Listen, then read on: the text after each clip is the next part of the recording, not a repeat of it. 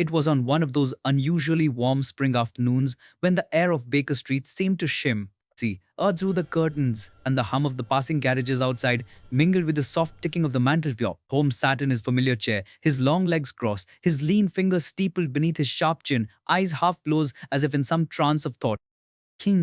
For my part, I had been attempting to catalogue the growing stack of clippings and police notes that Holmes insisted upon preserving, each bearing some strange marginalia in his unmistakable handwriting. To live with Sherlock Holmes was to live at the threshold between chaos and perfect order. As I turned another page, a sudden sound interrupted the domestic calm, a brisk, decisive knock upon our door. Mrs. Hudson's familiar tread approached, followed by her well practiced announcement. Mr. Holmes, sir, there's a lady to see you. She says it's a matter of some urgency. Who's? Opening his eyes with interest. Indeed! Show her in at once, Mrs. Hudson. Yeah! The game, I think, Watson, is about to begin rather earlier than expected this season. The lady who entered was no ordinary visitor. Her bearing had the self-possession of one accustomed to command, though her gloved hands trembled slightly as she lifted her veil. She was of medium height, perhaps in her late twenties, with dark hair and a countenance marred by anxiety. Mr. Holmes, Dr. Watson, thank you for receiving me without prior appointment. My name is Lady Eleanor Fairfax of Surrey. Bowing slightly. The pleasure is ours, Lady Fairfax. Pray, take a seat. Your presence here suggests that some singular circumstance has arisen, one beyond the competence or discretion of the local constabulary. Hesitant, I fear so, sir. You see, something most unnatural has befallen our estate, Fairhaven Manor. It concerns an old oak that stands in the eastern grounds, a tree known in our family as the Blue Rain Tree. Aside, the name struck me as curious. Trees rarely feature in criminal investigations, and yet Holmes's eyes gleamed with that unmistakable spark of interest I had come to recognize. The Blue Rain Tree, a romantic appellation. Why so named, if I may inquire? It is an ancient oak, sir, perhaps older than the manor itself. In springtime, its leaves turn an odd silvery blue hue as though washed by rainlight. My late father believed it to be a symbol of our lineage, but now it has become the center of a most distressing mystery. Go on, Lady Fairfax. Spare no detail, however trifling. 3 nights ago, my groundskeeper discovered that the bark of the tree had been carved deliberately and cruelly with a series of strange symbols.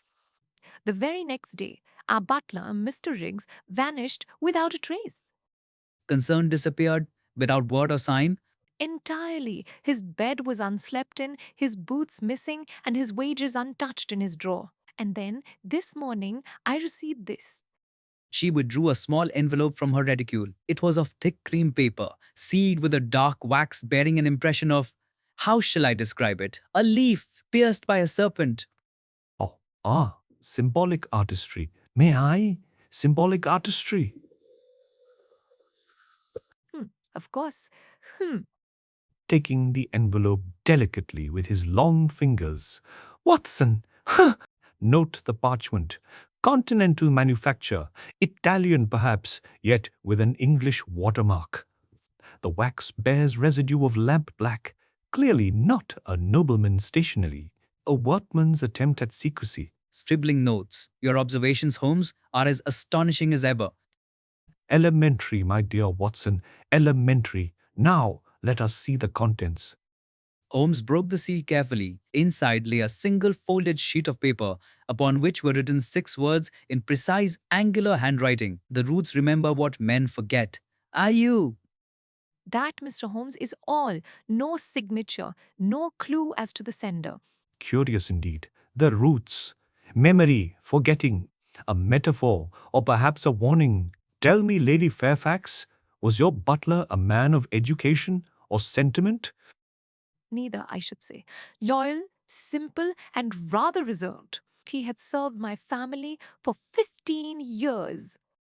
And these carved symbols upon the tree, you have, I trust, a drawing or photograph. producing a folded paper.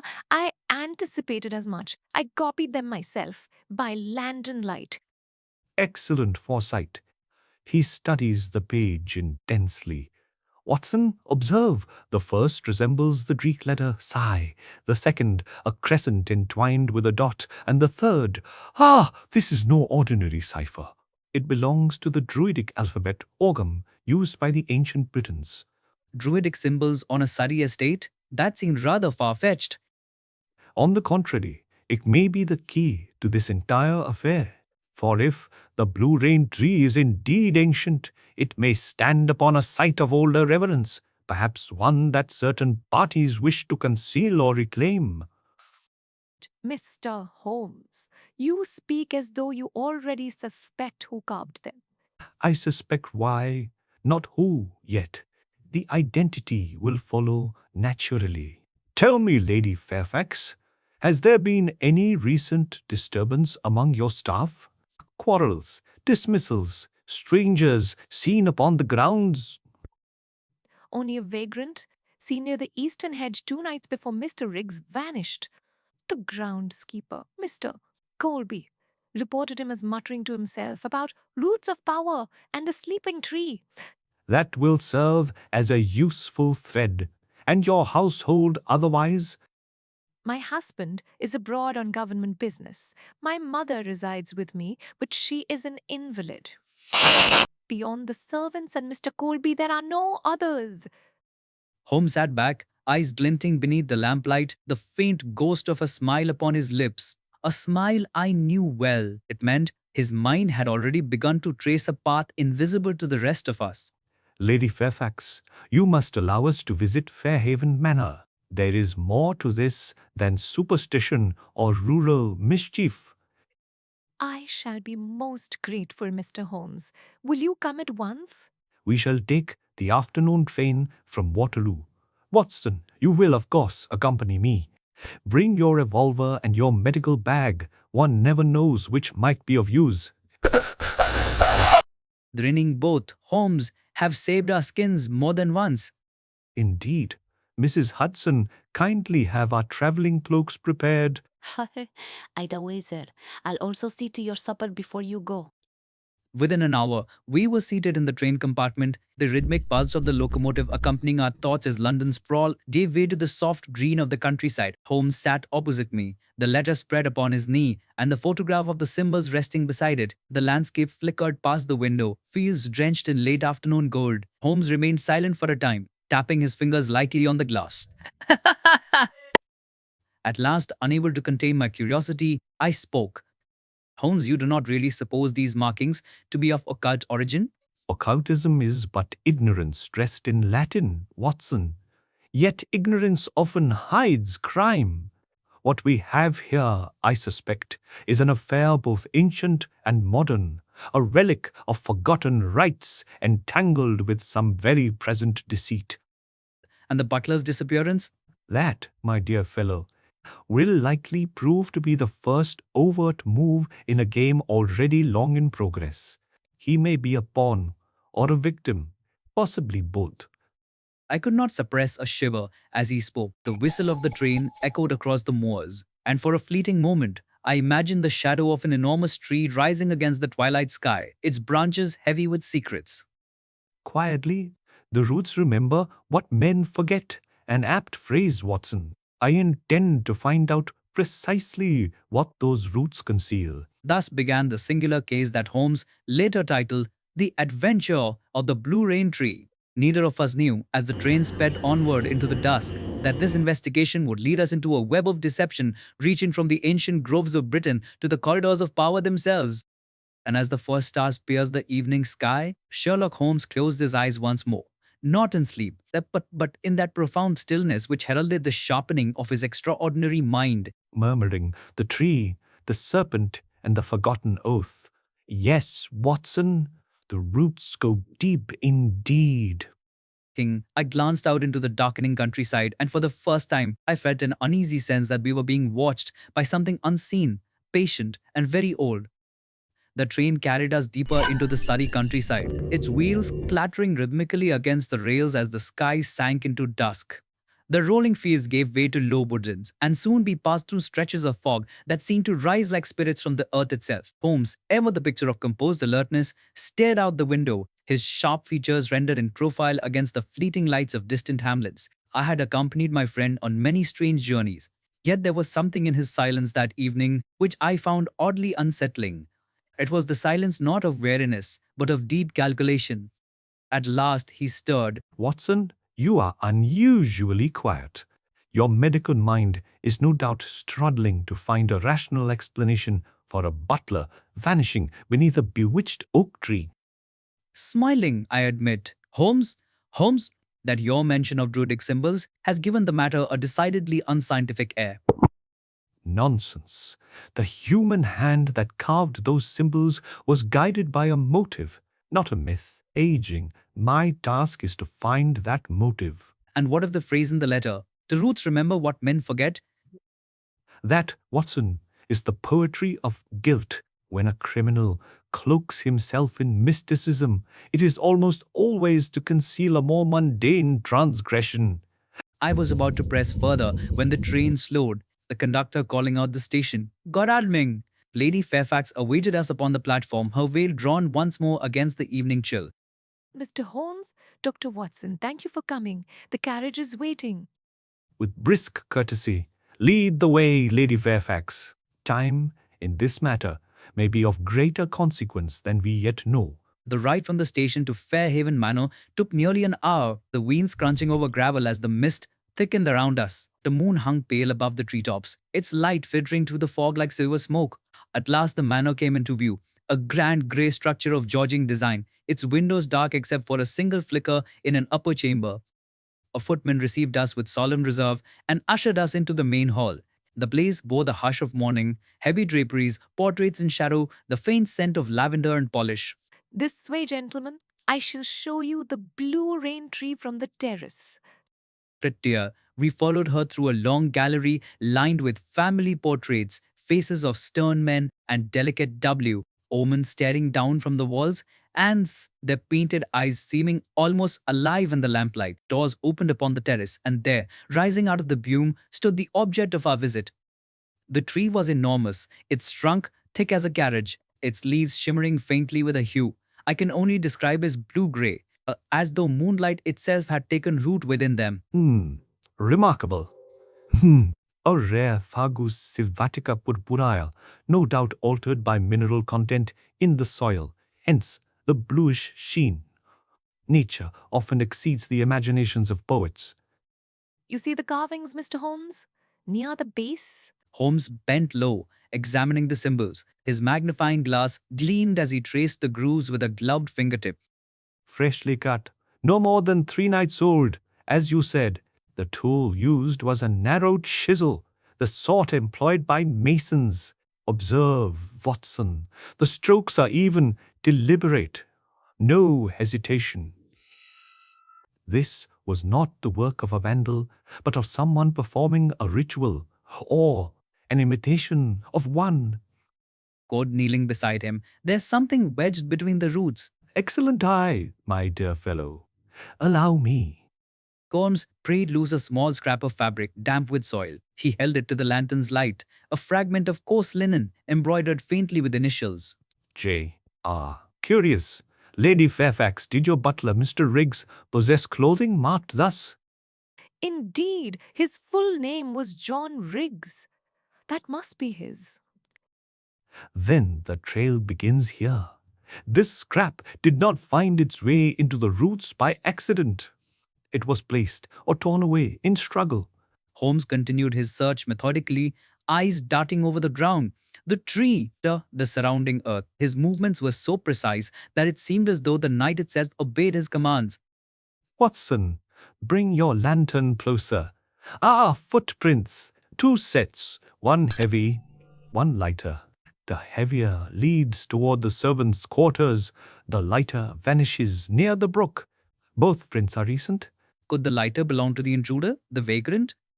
Possibly, though note the symmetry of the stride, too balanced for a common vagrant. No, this is the step of a trained man, perhaps military.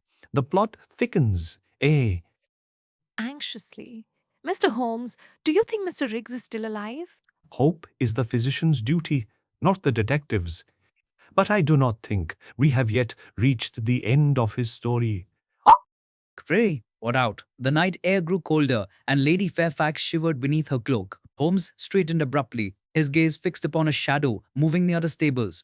Watson, remain here with Lady Fairfax. I shall have a word with our midnight wanderer. Before I could protest, Holmes was off silent, swift, a silhouette gliding through the mist. I caught the faint crunch of gravel, the quick rustle of leaves, and then silence. Should we not go after him, Doctor? I believe it best we let him work, Lady Fairfax. Holmes has the eyes of a hawk and the patience of a spider. The bath, then from the shadows came the sound of low voices. Holmes's firm, measured tones, and another, hoarse with fear or drink. Moments later, Holmes returned, his hand gripping the arm of a ragged man whose eyes darted like those of a trapped animal. Allow me to introduce Mr. Peter Colby, your groundskeeper. Surprised, the man who saw the vagrant. Indeed. And the man who, as I have just learned, has been less than truthful about his own whereabouts on the night Mr. Riggs disappeared. Sternly, speak plainly, Colby. The truth now may spare you worse trouble later. Stammering. I didn't mean no harm, sir. I saw lights by the tree that night. I thought it were poachers, so I went to scare 'em off. But when I got close, there was Mr. Stasser, Riggs himself, muttering strange words and digging by the roots. Aghast, Mr. Riggs. Digging? Aye, my lady. He looked mad, like he'd seen a ghost. When he spotted me, he ran off toward the brook. I tried to follow, but he vanished into the fog. Next morning, gone. And these strange words, did you catch any of them? Something about the covenant and the blue rain. That's all, sir, I swear. You did not think to inform Lady Fairfax? Aye, I was scared, sir. The tree's got a curse on it, or so folks say. Coldly, fear is the luxury of those who do not reason, Colby. See that you overcome it. Watson, kindly note the butler was excavating the earth around the blue rain tree, clearly seeking or concealing something. Perhaps a buried object? Precisely. And tomorrow, when the light is sufficient, we shall discover what that something is. Mr. Holmes, I must insist you stay the night at Fairhaven. I cannot bear another evening alone with this dreadful uncertainty.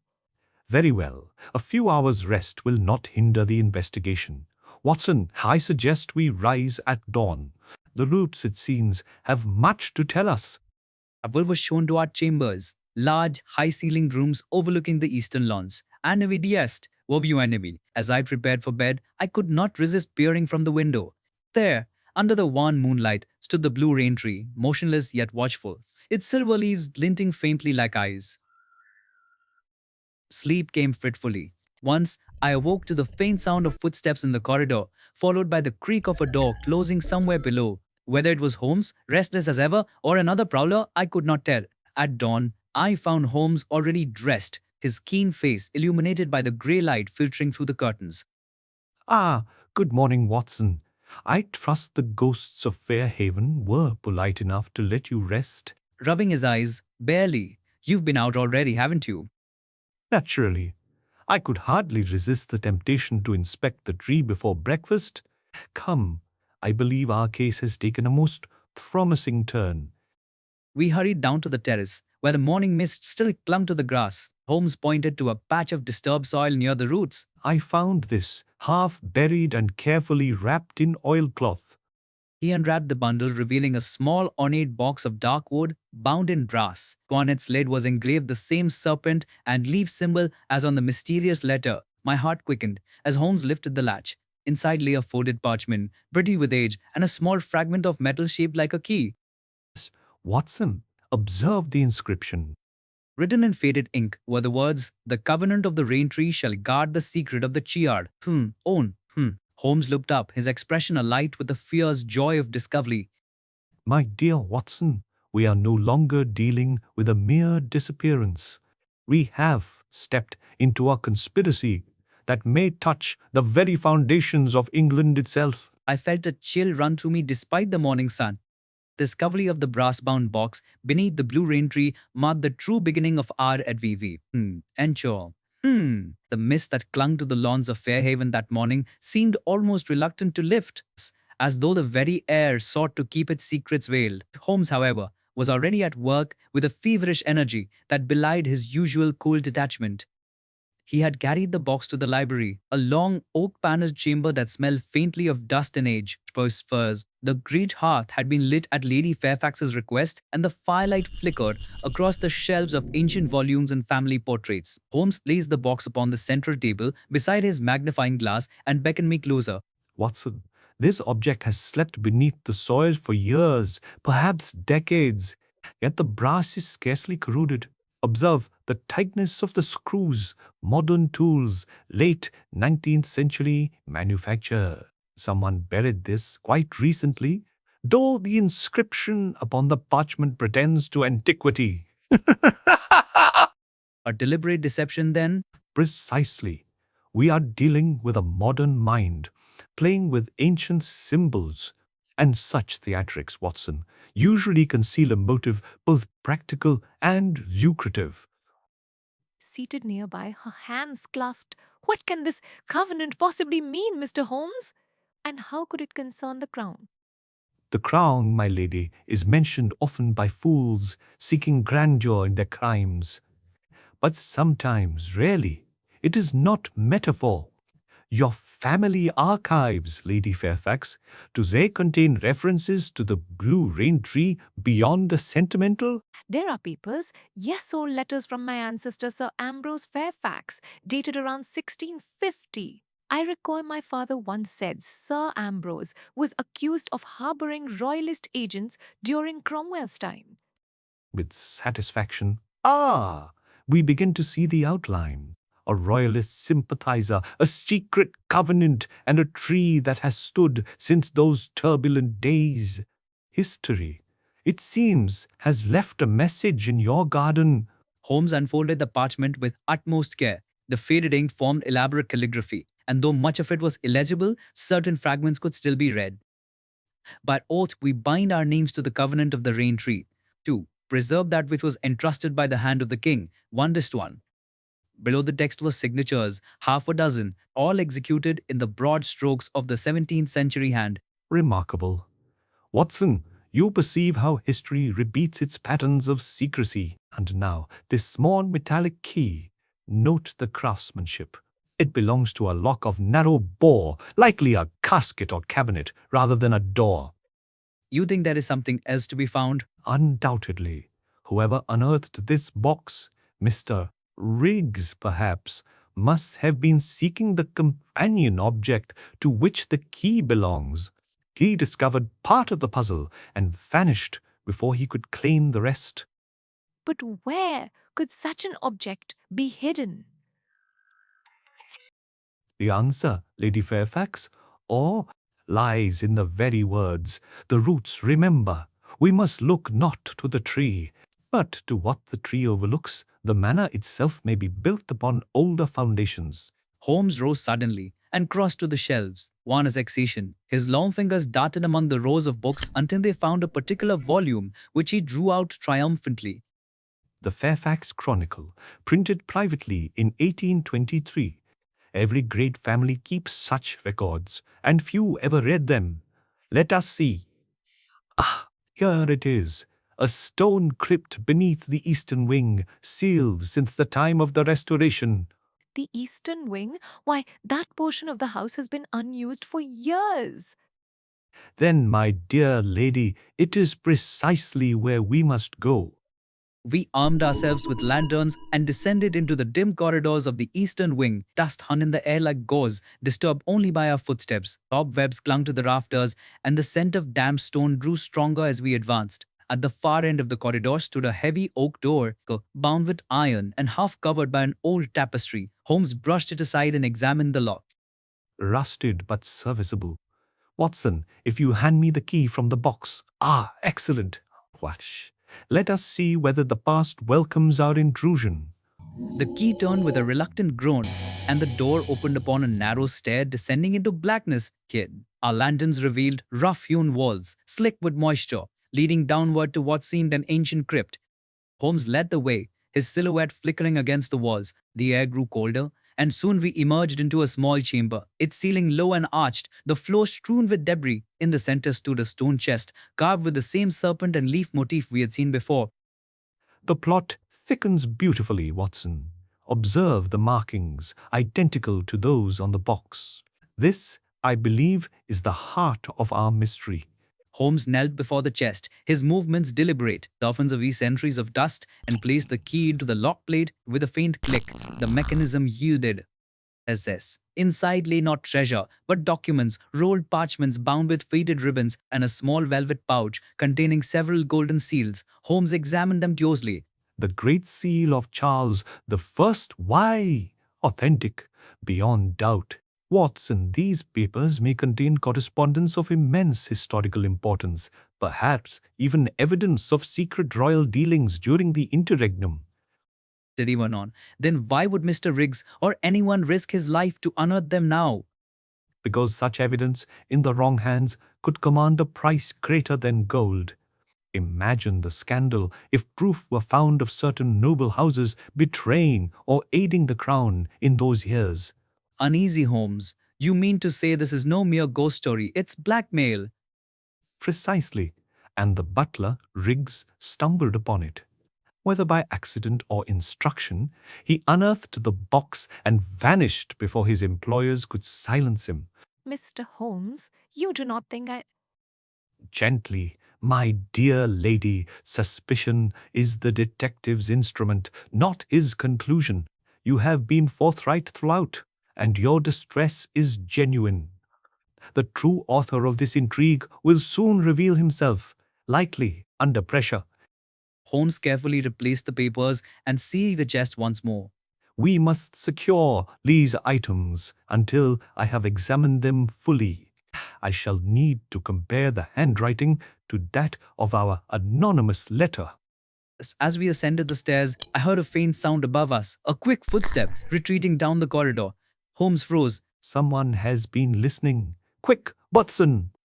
We gave chase, lantern swinging, but the figure was swift. I caught a glimpse of a coat disappearing through a side door leading to the courtyard. By the time we reached it, only the echo of hooves remained. I were in thing. Hans stood still, his eyes narrowing. No wink! The spy escapes, but his haste betrays him. Few men in Lady Fairfax's employ possess a horse saddled at this hour. Alarmed. Could it be Mr. Colby? Unlikely. He would lack both the cunning and the means. No, this was someone of higher station, possibly someone close to the family. Afternoon, Holmes secluded himself in the library, comparing handwriting, studying each detail of the parchment under his magnifier. I busied myself with notes, though my curiosity burned. Finally speaking, Watson, the handwriting upon the envelope and that upon the 17th century documents share one peculiar trait. The lute flourished upon the R. Only one living man I know employs that same affectation today, Sir Alaric Fairfax, Lady Eleanor's cousin and heir presumptive. Astonished, then he forged the documents? Not forged, completed. He discovered fragments of the true covenant and added his own invention to serve his purpose.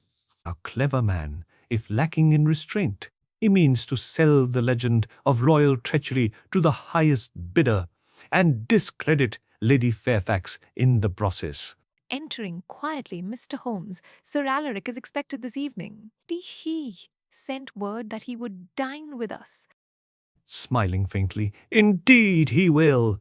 And I propose, my dear lady, that we receive him with the utmost hospitality. A trap is most effective when its victim feels entirely at home. Holmes's plan was set. As twilight deepened over Fairhaven, preparations for dinner commenced. Candles glowed upon the long table, crystal decanters sparkled. The servants moved silently, unaware that this would be no ordinary meal. At precisely 8 o'clock, Sir Alaric Fairfax arrived. A tall, elegant man of 40, with the easy confidence of one born to privilege. His smile was practiced, his eyes calculating. My dear Eleanor, what a pleasure, and these must be your distinguished guests, Mr. Fifth, Sherlock Holmes and Dr. Watson, if I am not mistaken. Cordially, the same, Sir Alaric. We have heard much of your ancestral estate and of your family's remarkable tree. A light laugh. Ah, the famous blue rain tree. A curiosity, nothing more. But you London gentlemen do love a bit of rural legend. Coolly, indeed, legends often grow best when watered by secrecy. The conversation turned to polite matters, politics, the weather, and the weather. Con the days, a tine of horse breeding, but beneath the civility, tension crackled. Holmes, ever composed, toyed idly with his wineglass, watching Sir Alaric with the air of a man observing a specimen. Tell me, Sir Alaric, have you any interest in antiquities? Modest one. Family relics and such. Why do you ask? Because, you see, I have been examining certain relics found upon your estate, objects of great historical value, recently disturbed. I had thought perhaps you might shed light upon their presence. His smile faltering. Aye, my dear sir, I'm afraid I know nothing of such matters. Quietly, then perhaps you can explain how your handwriting appears upon documents sealed for to see, entries, beneath your family crypt. A silence fell over the table. Sir Alaric's complexion paled. You dare accuse me. I accuse you of greed, not treason. You discovered the Fairfax Covenant, forged additions to it, and employed Mr. Riggs to recover the relic. When he realized the enormity of your scheme and threatened exposure, you silenced him. Horrified. Then he's dead? We shall see soon enough. The truth, I suspect, lies still within your estate. Rising angrily. This is outrageous. I'll not be subjected to such insult under my own roof. Calmly. It is no longer yours, Sir Alaric. The law, I believe, will soon have questions of its own. Holmes produced the scrap of linen we had found by the tree. This bears the initials of your accomplice. But look closely, Watson. See the faint mark beneath? The tail of an A. The cloth once belonged to a monogram, AF, torn deliberately to mislead us. Sir Alaric's hands trembled, his composure cracked like thin glass. You cannot prove. You cannot prove. I can, and I shall. The butler is alive. He fled your violence, and is even now in police custody at Guildford, where he has made a full confession. Sir Alaric staggered back, eyes wide with disbelief. Lady Fairfax covered her mouth in shock. You see, Sir Alaric, the roots do indeed remember, and they have dragged you down with them. With a cry, the man bolted for the door, but Holmes was quicker. He seized him by the arm, his grip like iron. I think not, sir. The night air may wait, but justice does not. Moments later, Inspector Lestrade of Scotland Yard, whom Holmes had telegraphed earlier in the day, entered with 2 constables. The trap had been sprung perfectly. Well done, Mr. Holmes. We'll take charge of the prisoner. See that he is kept safely. There remains still the matter of motive to unravel. Holmes turned to Lady Fairfax, his expression softening. Your butler acted under duress, my lady. Sir Alaric threatened his family to compel his assistance. He will not be prosecuted harshly. You have my gratitude, Mr. Holmes. Gratitude, madam, is best reserved for truth. It is the one currency that never depreciates. That night, long after Lestrade had departed with his prisoner, I found Holmes once more before the fire and his intent, his pipe sending delicate spirals of smoke toward the ceiling. Holmes, surely the case is concluded? Concluded perhaps in the legal sense, but not in the intellectual. There remains the question of why Sir Alaric risked so much for so little. I believe there is yet one final secret buried beneath that tree. And you mean to uncover it? At dawn, my dear Watson, for the blue rain tree has not yet spoken its last word. Dawn crept slowly across the Surrey hills, a pale and ghostly light dissolving the mist that had cloaked Fairhaven through the night. The birds had not yet begun their chorus when I joined Holmes on the terrace. He stood motionless before the blue rain tree, its silvered leaves now shimmering with dew like 1,000 trembling stars. There was a stillness in him that morning that I had rarely seen, a solemn quietude that spoke of decreed thought than even his quick tongue could frame. You're up early, Holmes, I ventured, fastening my cloak against the chill. without turning. "The roots, Watson! They have not finished their tale." There remains a question unanswered, one that keeps whispering at the edges of reason. And what question is that? Why bury a false covenant beneath so public a monument when the true secret lay elsewhere? No, Sir Alaric was no fool. He used the legend, yes, but I suspect he stumbled upon something genuine, something older than his forgery. I glanced at the great oak, its bark carved with those ancient symbols, the earth beneath it freshly disturbed from our previous search. Do you now?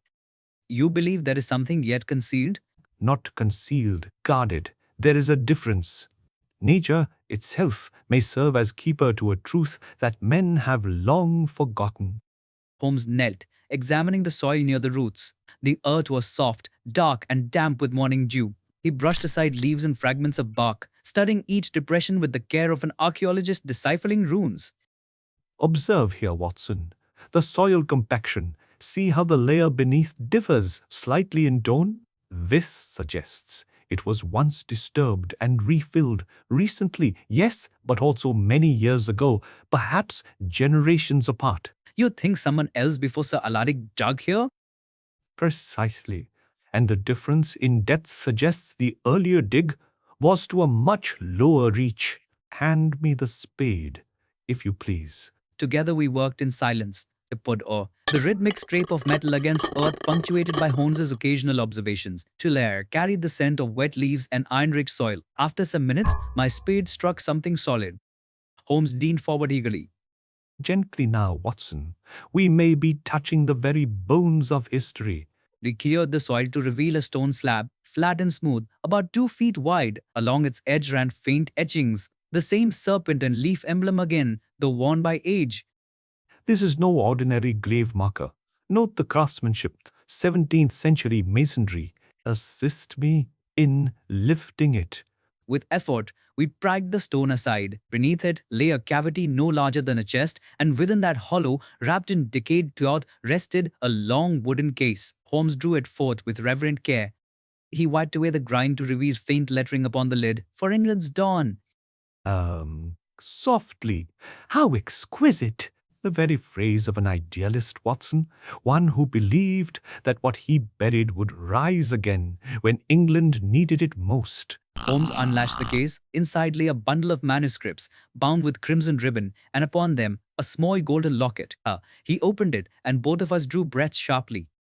Within the locket was a miniature portrait, a woman of delicate beauty, her attire unmistakably of the Caroline era. Quietly, Queen Henrietta Maria herself, the wife of Charles I, Then these documents, may well be her correspondence.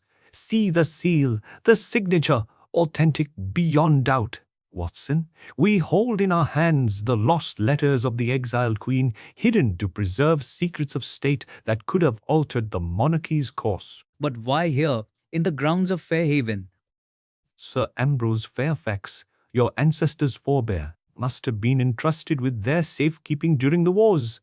He bound his oath, the covenant of the rain tree, to guard them until England was whole again. Then the legend was not false at all.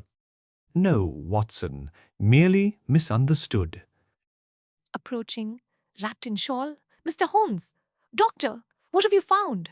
The truth, Lady Fairfax, and perhaps the honor of your house restored. Trembling, "The honor of my house." Indeed. Your ancestor did not conspire against the crown, but protected it at the cost of silence and secrecy that lasted 3 centuries. Tears in her eyes. "My father always said the blue rain tree was sacred to our name."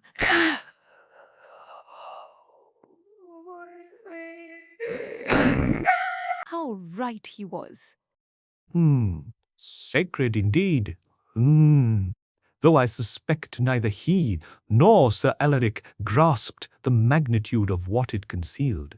Holmes examined the letters one by one, his eyes alight with scholarly fascination.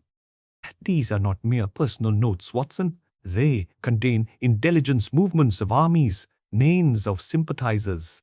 In the wrong hands, such knowledge could have altered English history itself. And yet it lay hidden all this time beneath the roots of a single tree.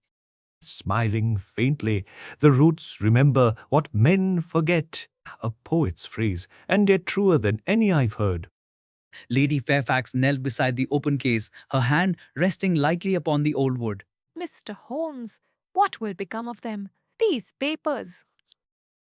They will be turned over to the Crown Archives under discretion. Their revelation would serve no purpose now but curiosity. The past must be respected, not exploited. Then my family's name. Shall stand untarnished. In fact, history may yet remember it with gratitude. A silence fell, broken only by the rustle of leaves in the morning breeze. Then Holmes closed the case gently and rose to his feet. Reverent action. One mystery remains. If the butler, Mr. Riggs, unearthed the smaller box, why did he not discover this greater one? Indeed, how could he have missed it? Because he never dug deep enough. He sought treasure, not truth. He mistook the first sign for the whole secret. An error, I fear, that many men make. Lady Fairfax turned toward the tree, her expression soft with wonder. I shall never look upon it the same way again. Nor should you. Few things in this world are as constant as the loyalty of those who plant trees, under whose shade they will never sit. Aside, there was a tenderness in Holmes's voice then that I had seldom heard. For all his intellect, the great detective was not without a heart that could feel the weight of human devotion across centuries. We returned to the manor to find Inspector Lestrade awaiting us, hat in hand, his expression a mixture of admiration and fatigue. Morning, Mr. Holmes. Sir Alaric's in custody and singing quite a confession. Claims he only meant to preserve the documents for himself. Typical story. Indeed, Lestrade, his preservation was of a rather selfish kind. So it's true then, something was buried here? Quite true, though I doubt even you could have believed what it was. Grinning. I have learned better than to bet against you, Mr. Holmes. Holmes handed Lestrade a sealed envelope. Deliver this to the Home Secretary with discretion. Its contents will explain the rest. As for Lady Fairfax, she has endured enough excitement to last several lifetimes. Understood. And the tree? Let it stand.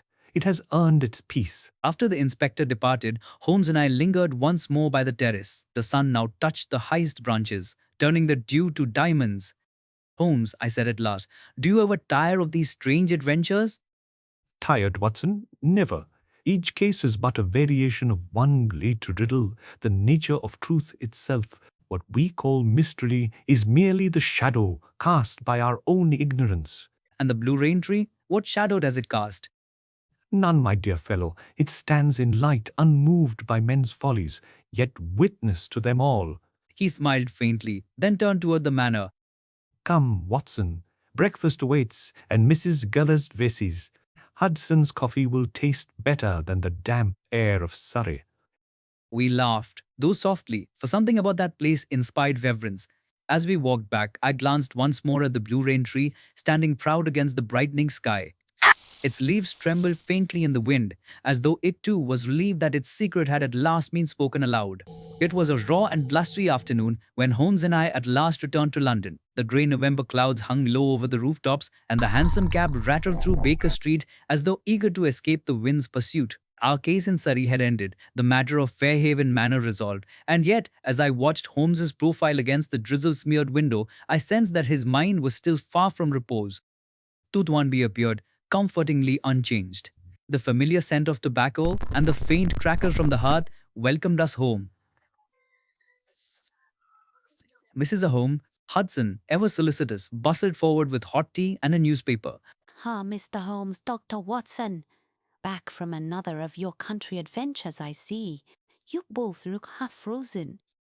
Removing his gloves. Thank you, Mrs. Hudson. The air of Surrey carries secrets, but little warmth. Tea, if you please. And, perhaps, a moment of quiet. She withdrew with a knowing nod, and Holmes took his place by the fire. stretching his long limbs and staring into the flames with that particular abstraction, which meant his thoughts were still sifting through the ashes of our adventure. After a time, I could bear the silence no longer. Holmes, I said, I cannot help but feel that though the case is solved, you are not entirely satisfied. Smiling faintly, my dear Watson, you know me too well. Satisfaction lies not merely in justice served, but in understanding complete. And I confess, one or two small threads still dangle untidily from the tapestry. Such as? Hmm. For instance, the role of John Riggs, the butler. His disappearance prompted the entire affair, yet his end remains uncertain. I have spent the journey home reconstructing his movements on that fatal night. You believe he's dead then? Unquestionably, his body, I predict, will be discovered near the brook once the water recedes. The poor fellow stumbled into the current during his flight, weakened by fear and guilt. His torn fabric and footprints were eloquent enough. Witnesses, Fear and guilt? You think he intended to betray Lady Fairfax? not betray, sell. Riggs unearthed the smaller box and assumed its contents were of great monetary worth. His greed led him to strike a bargain with Sir Alaric, who promised him a share in exchange for silence. But fortune seldom favors the dishonest. The night betrayed them both. So the legend of the Blue Rain Tree, a tale of mystic power, proved in truth a story of human weakness. Chuckling, as do most legends, my dear Watson, man creates mystery where conscience fears plain daylight. Yet in this case, the irony is most exquisite. The myth concealed a reality grander than imagination, a genuine relic of royal intrigue. And what became of the letters? They are now under seal at the Home Office, entrusted to the archivist. I took the liberty of ensuring that Lady Fairfax's family be acknowledged discreetly in the Crown records. It seemed a just reward for centuries of silent guardianship. That was most gracious of you, Holmes. Dryly, my dear Watson, never confuse justice with sentiment. Yet I confess, there was something touching in that woman's pride and in the faith she held in her family's legend. Holmes leaned back in his chair, his fingers deep, his eyes half closed. The crackle of the fire punctuated the rhythm of his voice. You see, Watson, this affair was never about a tree, nor even about a crime. It was about time itself, the long endurance of truth beneath the shifting soil of generations. Men forget, but the earth remembers. So, it buries secrets without malice and returns them when curiosity or fate demands. Thoughtfully, the roots remember what men forget. Just so, you begin to think in aphorisms yourself. Be careful, or you'll soon rival me in print. Laughing, hardly that, Holmes, but I do wonder how much of our lives is spent uncovering what others have buried in one form or another. That, Watson, is the very essence of detection. Every lie is a layer of soil, every truth a seed waiting for air. We sat in companionable quiet for some time. The firelight flickered across the violin, resting on the mantel. Holmes's gaze followed mine. You will permit me a touch of music, perhaps? A small requiem for the butler, for Lady Fairfax's ancestor, for England's forgotten dawn. By all means. He took up the instrument and drew the bow across the strings, taking from it a melody so low and haunting that even the wind outside seemed to pause. It was neither mournful nor joyous, merely reflective, as though he were communing with some inner vision that no mortal could share. At last the final note faded. He lowered the bow and smiled faintly. Elementary, my dear Watson. Even music must yield to deduction. I laughed, though softly. Elementary perhaps, but profound all the same. Holmes rose and crossed to the window. Outside, the rain had begun again, a fine silvery drizzle catching in the glow of the street lamps. He watched in silence, then spoke without turning. Do you ever reflect, Watson, how singularly fortunate we are? In what way, Holmes? To live at the very pivot of history, between the superstition of the past and the reason of the mode. Carnage. We stand like that blue rain tree, our roots deep in mystery, yet our branches reaching toward clarity. You grow philosophical tonight. Smiling, philosophy, like crime, is merely observation arranged. But yes, perhaps even I feel a touch of reflection now and then. See, You surprise me. I surprise myself on occasion. It is the one deduction I cannot anticipate. We both laughed. It was one of those rare evenings when Holmes seemed not the calculating machine of logic, but a man among men capable of wonder as well as intellect. Later, as I wrote my account of the affair, he looked up from the hearth and spoke again. You will write this one, I suppose? Naturally, though I fear the world may think it another of my romantic embellishments. Let them. The truth is often less believable than fiction. And what title shall I give it? After a pause, call it The Adventure of the Blue Lane Tree. It has a certain melancholy to it, a fitting close to an affair that began in superstition and ended in history. As you wish. Holmes leaned back once more, lighting his pipe. The smoke curled upward, forming slow, intricate spirals in the firelight, like the twisting branches of that legendary tree. You see, Watson, every mystery, however deep, has its own pattern. You need only the patience to trace it. And when the pattern is found, Then the world is a little less obscure and a little more beautiful. closed my notebook and set down my pen. Outside, the rain whispered against the panes like a gentle echo from Surrey. The roots remember what men forget, I murmured, as Holmes's violin began anew softly, serenely filling the room with the sound of peace after storm. And so ended the adventure of the Blue Rain Tree, an affair of buried secrets, forgotten loyalties, and the strange persistence of truth beneath the surface of time itself.